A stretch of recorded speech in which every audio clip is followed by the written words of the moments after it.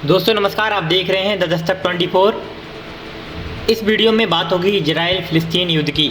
Israel और Hamas के बीच दोस्तों जंग जारी है। ऐसे में अब इजराइल गाजा पर अपनी आखिरी जंग की तैयारी में लगा हुआ है। इजराइल गाजा पट्टी पर पूरी तरह से नाकेबंदी करने जा रहा है। इस नाकाबंदी में क्षेत्र में खाने का सामान, फील्ड और एंट्री पर बैन भी शामिल है। आप वीडियो में बखूबी समझ सकते हैं कि किस प्रकार इजराइल और फिलिस्तीन के बीच जंग जारी है और यहाँ पर लगातार तनाव बना हुआ है और इस तनाव को लेकर पूरे विश्व भर के सभी देश चिंतित हैं। भारत भी उसमें से एक है।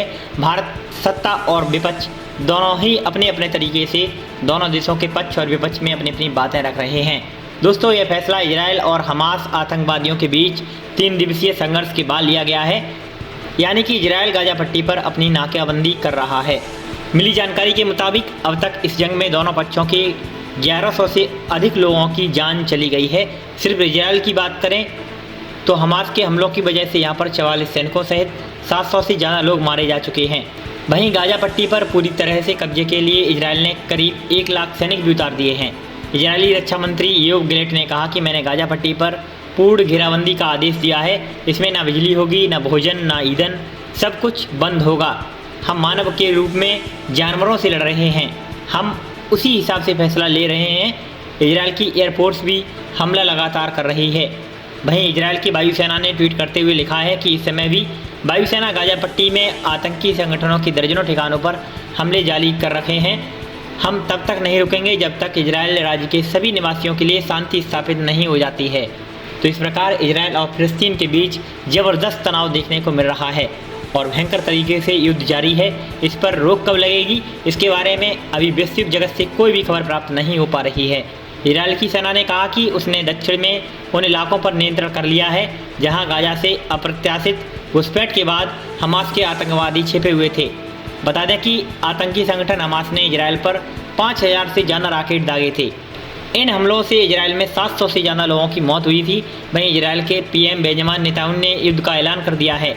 इसके बाद से इजराइल भी गाजा पट्टी में हमास के ठिकानों पर बम बरसा रहा है। इसमें हमास के 800 से ज़्यादा ठिकाने तबाह हो चुके हैं। वहीं 400 से ज़्यादा लोग मारे गए हैं। इजराइल के हमलों में कई मस्जिदें, बहुमंजिला इमारतें भी तबाह हुई हैं।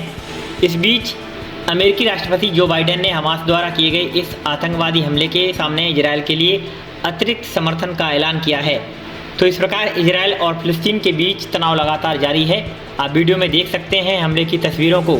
एक बार हम समझते हैं कि भारत की स्थिति किस प्रकार से इजराइल के साथ में है और फिलिस्तीन के पक्ष में किस प्रकार से भारत अपनी बात रखता है।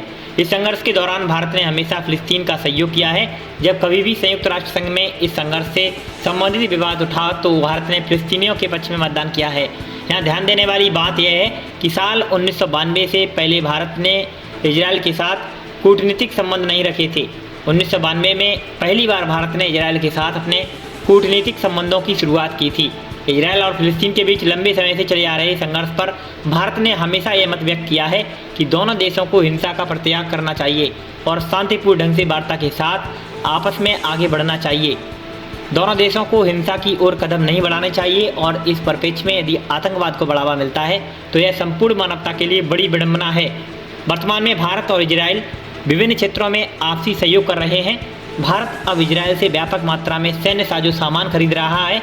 इसमें भी इजराइल ने भारत को अत्यधिक सहायता प्रदान की है। इसके अलावा भारत और इजराइल कृषि के क्षेत्र में भी एक दूसरे का व्यापक सहयोग कर रहे हैं। इजराइल भारत को विभिन्न कृषि प्रौद्योगिकियां प्रदान कर रहा है ताकि भारत न सिर्फ खाद्य सुरक्षा की दृष्टि से आत्मनिर्भर बन सके बल्कि वह खाद्यान्न का निर्यात भी बढ़ा सके। लेकिन भारत फिलिस्तीन और इजराइल के बीच हुए तनाव के कारण चिंतित है। लगातार भारत के नेता अपने अपने विचार अपने अपने ढंग से रख रहे हैं। हालांकि पूरा विश्व चिंतित है कि इजराइल और फिलिस्तीन के बीच यह युद्ध कब विराम होगा और कब इन दोनों देशों के बीच शांतिपूर्ण ढंग से वार्ता होगी। आपको यह खबर कैसी लगी हमें कमेंट सेक्शन में बताएं और यदि अभी तक आपने हमारे चैनल को सब्सक्राइब नहीं किया है तो प्लीज़ सब्सक्राइब कर लें। खबर को शेयर करना बिल्कुल ना भूलें। शुक्रिया।